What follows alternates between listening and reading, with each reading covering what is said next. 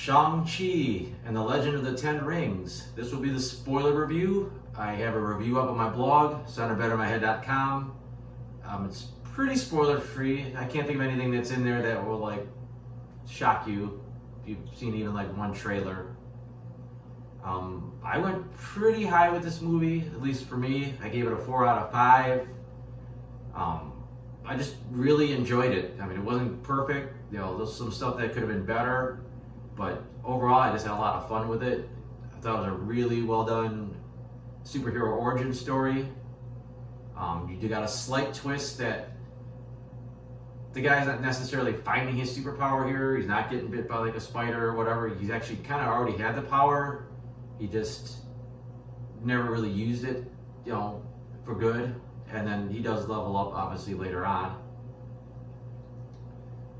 The plot's actually pretty simple when you look back at it.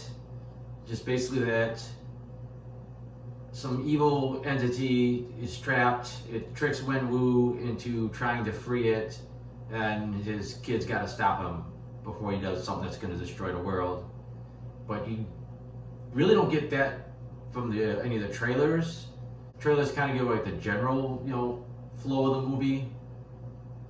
So I think there's a lot of twists you don't necessarily see coming, even though there's a lot of twists you do see coming. The acting, the three leads do a great job. Shang-Chi's very relatable. He just seems initially comes off just like a regular guy, someone you just hang out with, and then you see he's got this dark past, and of course he's awesome skills.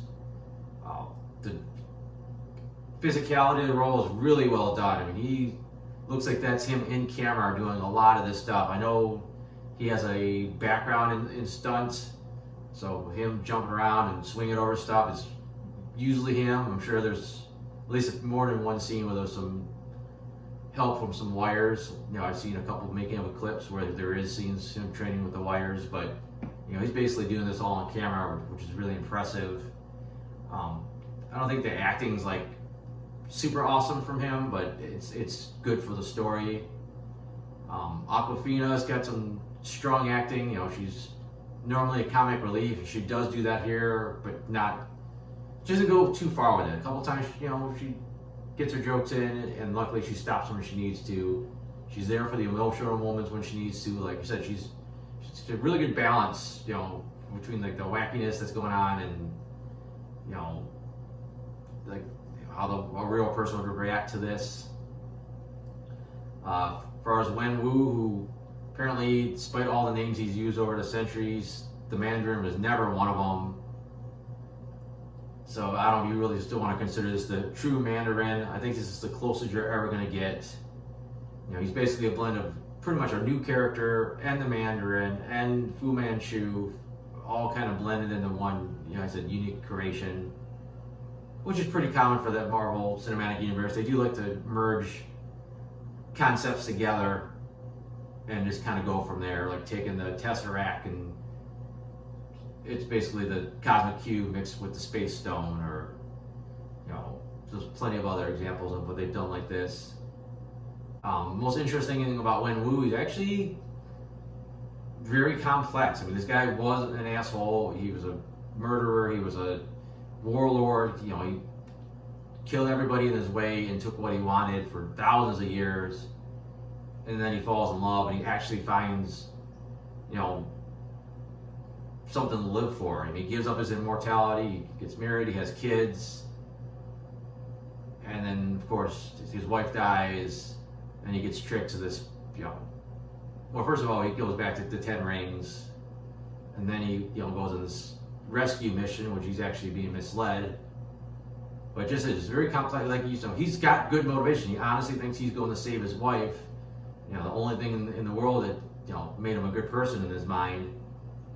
And you kind of feel bad for him at points. You want him to lose, but it's man, the guy he's got to, in his head, he's doing the right thing, and it's not it's some crazy thing. It's something that people can identify with. You got a chance to save the one you love, you're going to take it. And then the rest of the cast is just fine. They're there for exposition or action, and they just fill out things pretty well. As far as the action goes, it's kind of weird because it actually starts off amazing and then it ends up just adequate. The big bus fight was awesome. Just as I said, just they had that Jackie Chan vibe of jumping over stuff and swinging around poles and doing this and that. But with the Marvel twist on it, where you got a guy with a laser, kind of some glowing laser sword looking thing for his arm. And I said, just it was really good. Like at that point, you're really into the movie. Really, it's just a great action set piece. I also really dug the more Crouching Tiger inspired fight sequence where Wen-Wu meets his wife for the first time, and she's kind of wind bending, and she's got this more Tai Chi like flush style. He's got the more kind of wushu, pounding at you style, and it was a really well done sequence. It was more of a dance courtship thing than a actual action scene, but it was really well put together. You move on to the scaffolding fight, which was fine, but I think it lost something because it was so dark. It's nighttime, you get these guys in dark outfits, the windows were reflecting the dark sky, so it's a little bit hard to see what's going on at times, which is sad because there's some really nice stuff going on with people jumping from one level to the other and swinging on this bamboo and doing all this crazy stuff. And the movie does take a pretty major lull for a long time. There's a lot of backstory, a lot of stuff going on. There's a lot of flashbacks fleshing things out, which they almost overdo it in this movie. Like every time something happens, they're like, oh, by the way, here's this flashback that kind of explains some stuff. But eventually we do get to the big action scene at the end, and it's kind of a little overdone. There's just so much going on, and it's almost too much. You basically end up with the Ten Rings warriors teaming up with the good guys to take on these demon things, and it's the CGI everywhere. Like all the weapons are CGI enhanced, all the enemies are CGI. Most, if not all, the background is CGI. And then you get the new fight with Shang-Chi and Wen-Wu, and they got the CGI rings everywhere, and there's a big CGI door behind them. And then you get dragon shows up, and then that's all CGI. And it looks good. It's good CGI. It's not great. It's not like if you look at Thanos in Endgame, like in Infinity War, a lot of times it looks like a guy that's purple. Like it's so well done. And I think here, like the dragon, you could tell it looks good, but you can tell it's just not as good as like the real people, and you can tell they're stepping down off of something that's not there. But I said there's just so much going on, and suddenly Katie's an expert archer, which is kind of thrown in there. But like I said, overall, it's an okay fight sequence. It works with the world that they built, but it goes a little over the top. I just got done touching on some of the special effects. I also thought the Abomination, I liked the redesign, but I thought the CG wasn't the greatest. But overall, I think everything was really well designed. I like the sets. I like the look of the Chinese mythological creatures they encounter. I mean, it's just everything looked really well done. It just I don't think it was executed like it's like the level some of these Marvel films have gotten to. The inclusion of Trevor Slattery, it was fine. I thought he stuck around a lot longer than I thought he was going to. I already heard the rumors ahead of time he was going to be in it, just like we already kind of knew Abomination and Wong were going to be in it. But I said he was okay. I thought he was a little bit more fun in Iron Man when he was still strung out, but he had some moments here. Kind of left his final fate unknown. I don't know what happened to him after the battle. But really no other surprise characters showing up. Now, unless we jump to the post-credit scenes, the mid-credit scene is basically just Wong, Shang-Chi, Katie, and Bruce Banner and Captain Marvel trying to figure out what the Ten Rings are. We know that they're probably older than 1,000 years. They seem to match no known alien technology. They seem to be no match to any magical items.